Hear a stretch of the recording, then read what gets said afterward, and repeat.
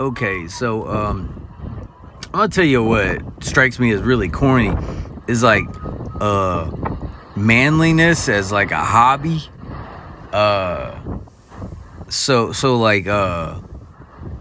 all this authoritarianism that is coming out seems predicated on this like hyper masculinity or like the primacy of masculinity, and it just strikes me as so funny that that's generally speaking that shit is like a consumable in our modern day.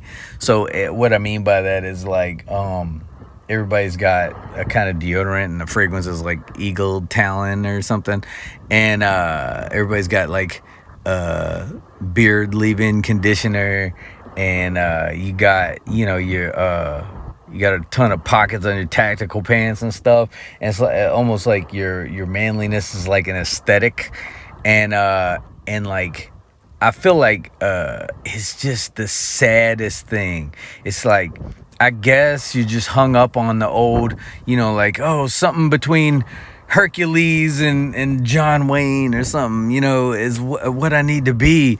And then, what the modern day is asking of people is something far different, right? It's like, we need to be emotionally present or like psychologically nimble. We need to be communicative and expressive.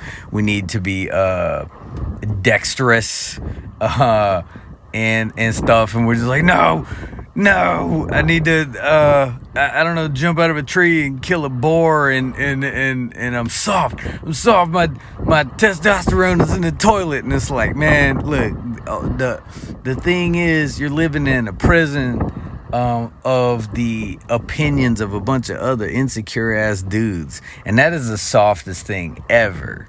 Like, you gotta free yourself and just realize that there's not really any rules at all. The great ones all know that it's just, you spending your life trying to impress a bunch of other insecure people is a waste of time, and you only got a little bit of time. What I'm saying is that actual strength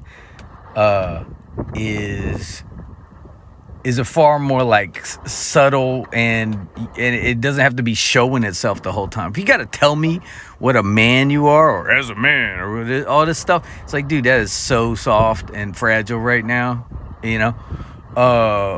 Being magnanimous, realizing that there are other paths that people walk that gives them vitality, that can be derived meaning from. Where like zealotry isn't the only way that you can feel powerful. You can you got enough space in your heart to where you understand that there's like a plurality in this world, and that you don't have to be so right that it makes everyone else wrong.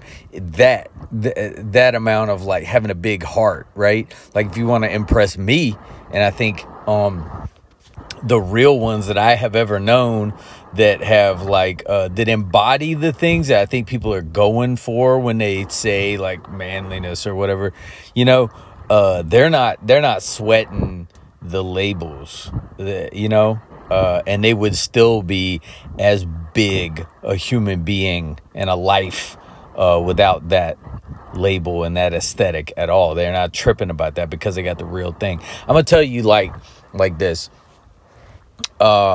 Look, when my kids were very small, all right, so I was in a pawn shop and I saw something of mine. I knew beyond a shadow of a doubt it was mine. I bought it back.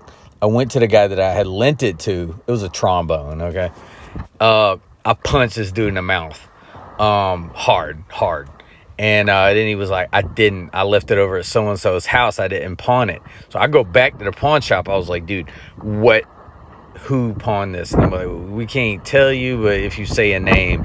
So I said another name, which is the dude that lived on the other side of the duplex, and they like nodded, yeah. So my knuckles are already bleeding. I go back, I bang on this dude's door. I'm like, put your shoes on. I come out here because we're solving it right now. So I start screaming in the dude's face. He's bigger than me, but not like that, and he doesn't want it. He's wearing flip-flops. I was like, dude, get suited up. It's time to go. And I just saw red. I was screaming. I was chimping out. I was like pacing around this dude. He started crying. He was like, dude, I don't want none of this, and I'm like, hey, you did what you did. That's it.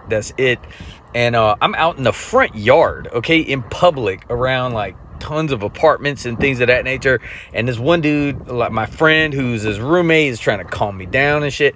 And eventually, like, I'm about to swing on this dude, and he's like, aren't your kids coming home in 30 minutes or something?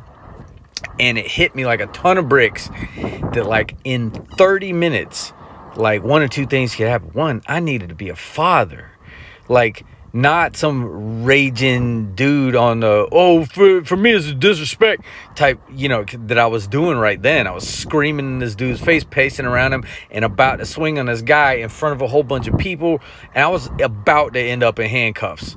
Or worse, like, it's beef with this dude forever. It's not just like, but he's saying it, he was like, I'll pay you back. And I'm like, oh my God, I have to go home and like live like a real father, like a real humane, fully integrated human being. I was like, what am I doing? And so I was very angry, but I was like, whatever, he's paying me back, whatever, just stay away. I'm gonna keep it cordial with you, breathe another day, because I was just like, anyway. And I haven't shown my ass like that since. I just realized that, like, you can't bleed from every arrow shot at you. He said he was sorry. He clearly did not want any, and I had already busted somebody up over it. I was showing my ass, and I realized that, like, that's not what a man does. That's what I was acting like a child, and I shouldn't have to, like, prove it on this dude in his flip-flops. You know what I'm saying? There's a lot more nuance to the situation, but not really. I mean, I just had to go home and be a dad. I couldn't be full of anger with my small children and stuff. That's a waste of a really beautiful opportunity to be a fully integrated human. To feel love and connection and like pass on the things that I value that are important and shit. And it's definitely not punching some dude over a trombone. You know what I mean? Like, okay, he disrespected me. Okay, he got caught. He was paying me back, and he was tears in his eyes. Like, what else could I have derived from that? I wouldn't even go that far anymore. You know what I mean?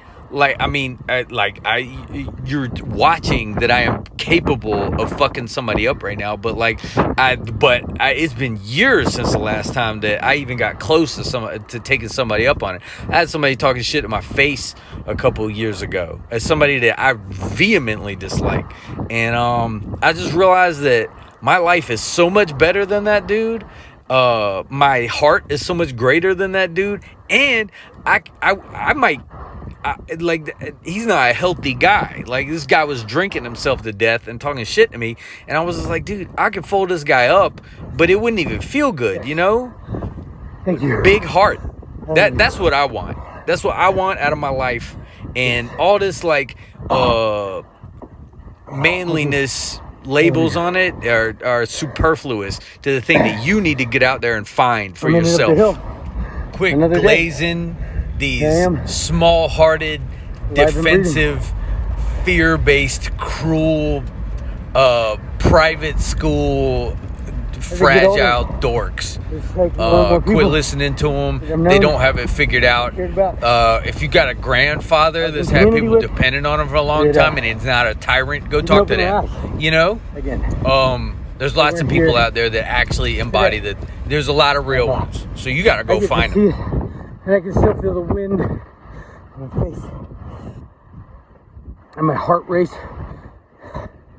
and you can see the clouds pass, and I'm so fucking lucky to be alive. Another day. I made it up the hill. I'm alive. I feel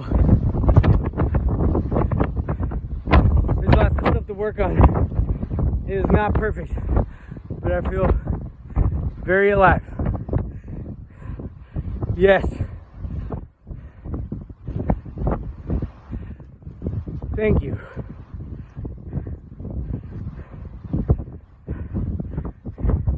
I love you. It's easier to say this today than it has been the last few times. So I'm very, very happy and grateful.